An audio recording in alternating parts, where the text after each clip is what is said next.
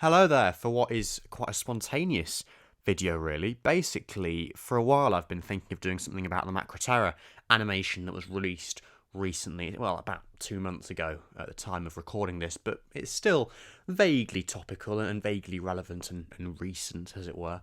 And so I just thought people might be interested to hear my thoughts on this. I think a few people have mentioned it in the comments section, in the community tab, and you're just asking me, what are your thoughts on this? What do you think of it?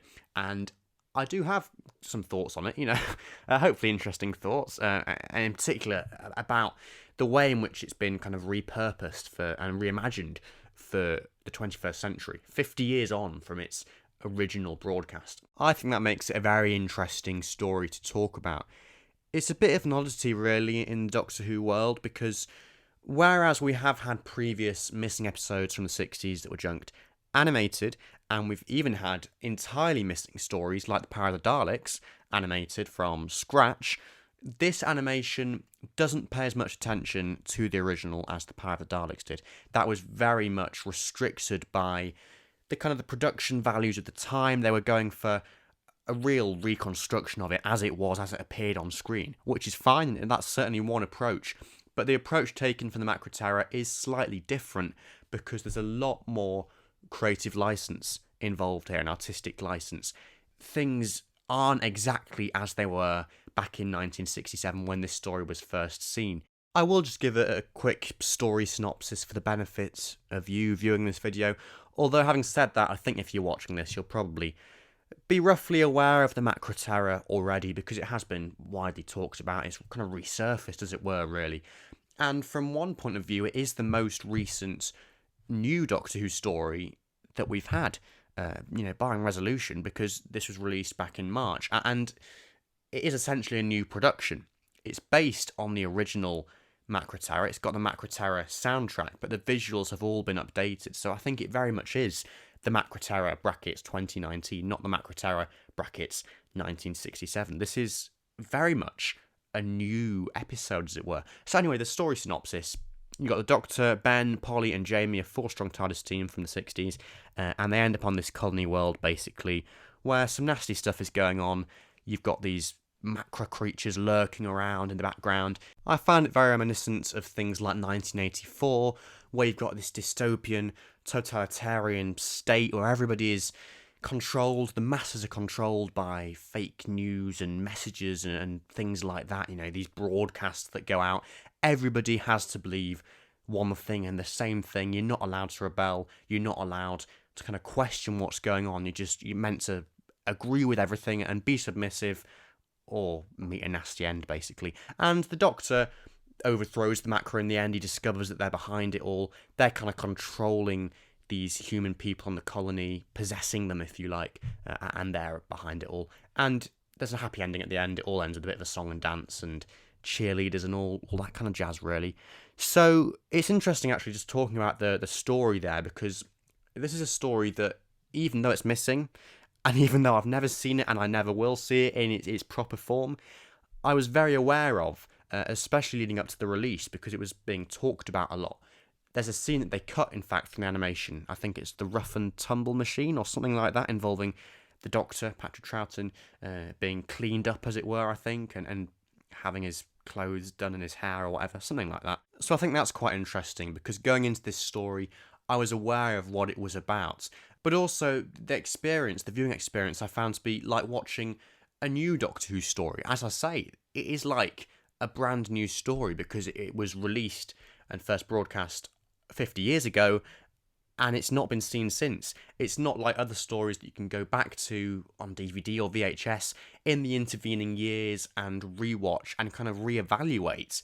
Obviously, there'll be fans that have read the novelisation, listened to the soundtrack, viewed telesnap reconstructions and things like that in those intervening years, but I hadn't done any of that. So to me, it was like this kind of strange mystical story, as most of the missing episodes are, that I hadn't seen, didn't know very much about, but was loosely aware of roughly what it was about, and I was going into it blind, basically, although I was aware of the plot, as I say, and I really enjoyed it. It was just like watching a brand new episode. It wasn't really like watching a 60s episode, and I think a lot of the creative choices behind it contributed to that. For instance, it's in widescreen, it's in colour, whereas the original was in black and white, and there are just little touches like that. The title sequence is in colour as well, it looks gorgeous. One of the biggest improvements is with the Macra. In the original production, they had one Macra prop, I believe, and it wasn't amazing. I mean, I've seen photos of it, but I think, from what I've heard, and obviously I can't validate this myself, but from what I've heard, it wasn't very intimidating in the flesh or on screen. So they've obviously taken liberties there and made the Macra much more intimidating here in this production.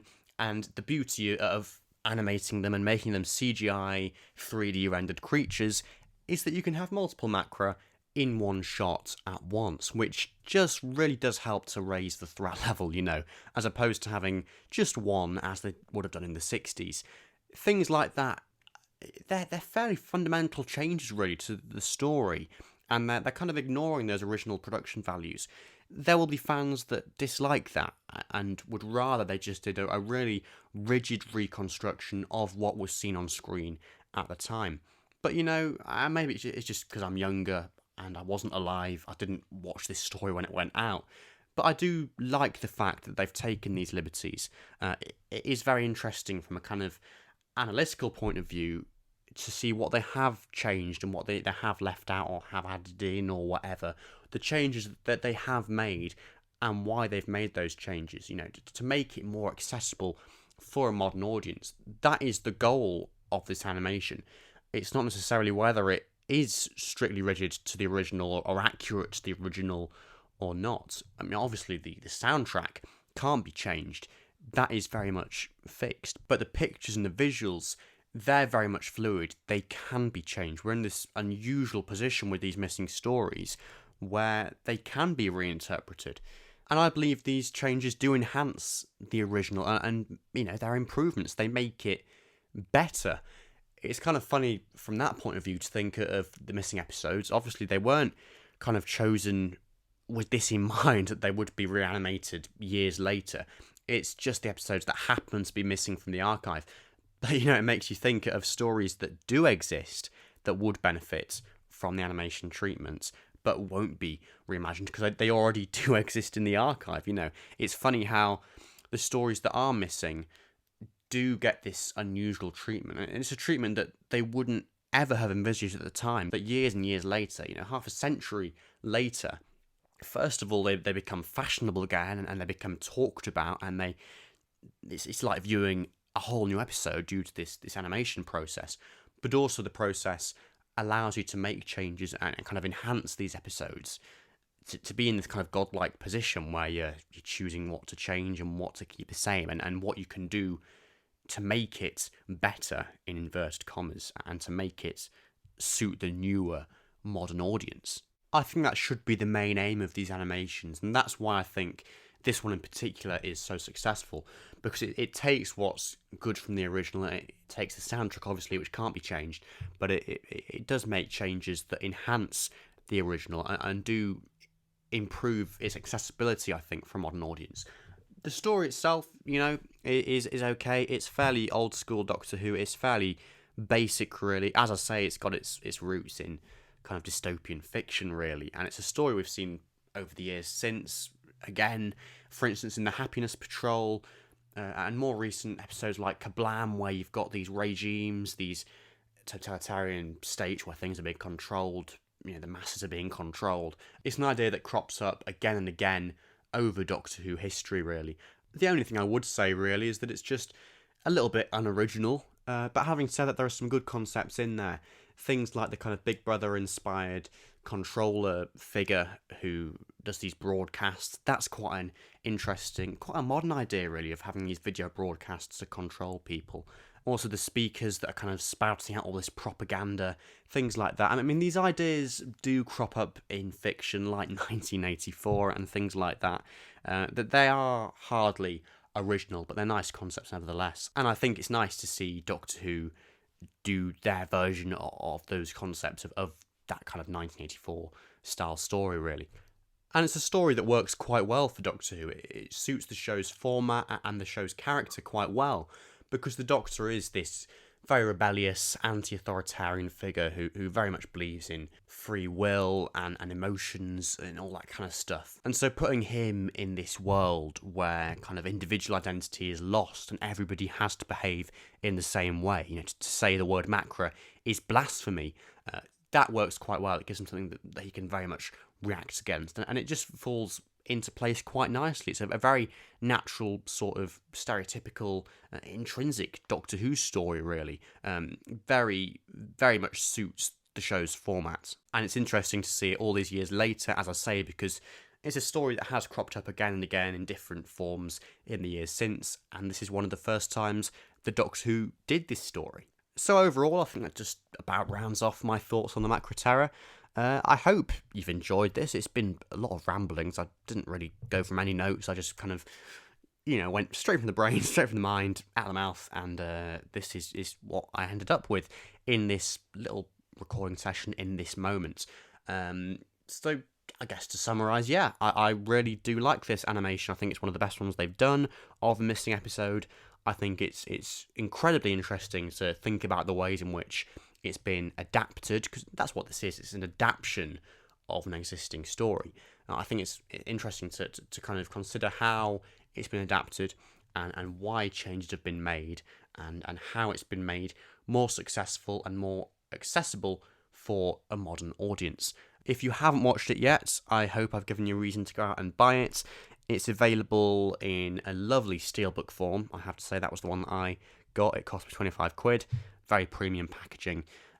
Again, to think that a story from BBC television in the 60s has ended up on a steelbook, that's quite something, isn't it? I mean, that seems a bit strange. Anyway, it's also available on DVD or Blu-ray if you would rather buy them on those things and spend a little bit less money. But, go ahead and buy a copy and view this story, because it's incredibly interesting to view it, a viewing experience, and also you are supporting the people that make these animations. Hopefully there will be many more to come in the future. We've been getting kind of one every 1 to 2 years now since The Power of the Daleks came out, and each time there seems to be an improvement due to technology or just due to the approach that they're taking. This is very much the way to go, I think, with entirely missing stories, taking those liberties and just doing all you can to make them accessible. Kind of saying, what, the original kind of production circumstances weren't too great. Let's make those changes. We might as well, because we are remaking and reconstructing this story. So yes, if you haven't already bought this, go and buy it. If you have, do let me know what you think in the comments section below. I'd love to hear your thoughts on the Macra Terror, both the story and the process behind remaking this story, and also what you'd like to see for the future. Which other missing episodes do you think they should animate next? Let me know in the comments section below. Thank you very much for watching. I hope you've enjoyed this, and yeah, that's about it for me. Goodbye, and see you soon for some more new Doctor Who content. Bye for now, guys.